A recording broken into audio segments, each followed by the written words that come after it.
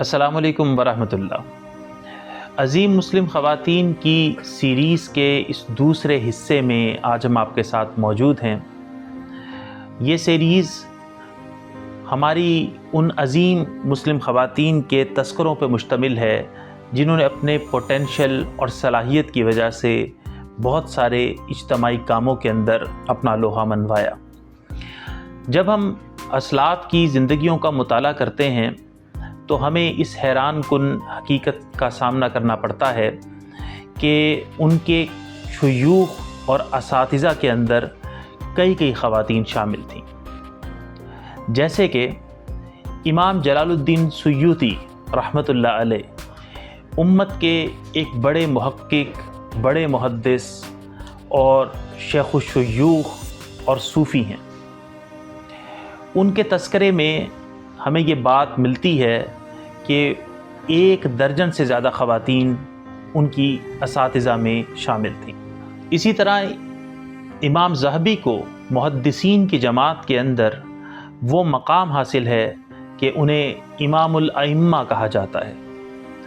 और इमाम ज़हबी ने अपने उस्तादों के ऊपर एक किताब लिखी जिसका नाम था मोजमुश शयूख़। इस किताब के अंदर इतनी ख़वातीन के नाम आते हैं कि हमारे दोस्त अब्दुल्ला फ़रीदी कहने लगे कि मैं गिनते गिनते थक गया और जब 100 से ऊपर गिनती पहुंची तो फिर मैंने गिनना छोड़ दिया।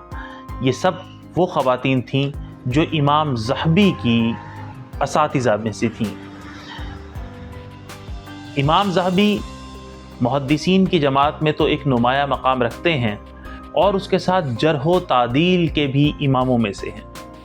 तीसरी मिसाल हमें ये नज़र आती है कि इमाम सुफियान यीना, इमाम सुफियान सौरी और हसन बसरी अपने तज़किये के लिए राबिया बसरी की खिदमत में हाज़िर हुआ करते थे। और राबिया बसरी जैसी कलंदर सिफ्त अज़ीम ख़ातून इन मर्दों को तज़किये के असबाक़ पढ़ाया भी करती थीं, समझाया भी करती थीं, करवाया भी करती थीं। अभी शेख अकरम नदवी साहब ने अपनी 15 साल की रिसर्च के नताइज को एक किताब अल मुहद्दिसात की सूरत में शाया किया है। ये किताब कई जिल्दों पर मुश्तमिल है और इसमें उन्होंने सिर्फ़ उन ख़वातीन का तज़करा किया है जिन अज़ीम ख़वातीन ने हदीस की खिदमत की है और वो हदीस की माहिर और हदीस की स्कॉलर के तौर पे पहचानी जाती रही हैं। तो उन्होंने इन जिल्दों के अंदर, जिनकी तादाद 57 है, इन 57 जिल्दों में अपनी 15 साल की तहकीक के नताइज को इकट्ठा किया है, जिससे हमें ये पता लगता है कि इन 57 जिल्दों के अंदर 10,000 मुहद्दिसात का ज़िक्र मौजूद है। वो ये कहते हैं कि ऐसा किसी दूसरे मज़हब की तारीख़ के अंदर मौजूद नहीं है। ये तो मुमकिन है कि चंद पाकीज़ा ख़वातीन का तज़करा हमें इस्लाम से पहले मिल जाए, लेकिन ख़वातीन स्कॉलर्स का इतनी बड़ी तादाद के अंदर मौजूद होना ये इस्लाम के अलावा कहीं और नहीं पाया जाता। वो ये भी बताते हैं कि इस वक्त जो सदर अव्वल का इब्तदाई ज़माने का कुरान हकीम का नुस्ख़ा मौजूद है, जो उस्मानी नुस्ख़ा भी कहलाता है, वो हमें हफ्सा नाम की एक ख़ातून के ज़रिए से पहुँचा है जो उमर की बेटी थी और पैगंबर की बीवी थी रज़ी अल्लाह ताला अन्हा।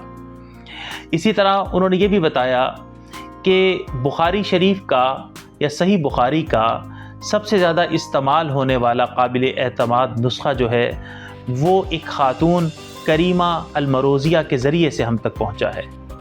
वो ये भी बताते हैं कि दीन का 1/4 हिस्सा यानी 25% तो खालिस ख़वातीन के ज़रिए से उम्मत को मुंतकिल हुआ है और बाकी 3/4 हिस्सा उसके अंदर मर्द और ख़वातीन दोनों का हिस्सा है। इस लिहाज से मुसलमान ख़वातीन के मक़रूज़ हैं कि उन्होंने दीन को उसकी असल हालत के अंदर पहुँचाने का एक शानदार फरीज़ा मुसलमानों के अंदर अंजाम दिया। मुहद्दिस इमाम ज़हबी औरत के एक अजीब एज़ाज़ का ज़िक्र करते हैं।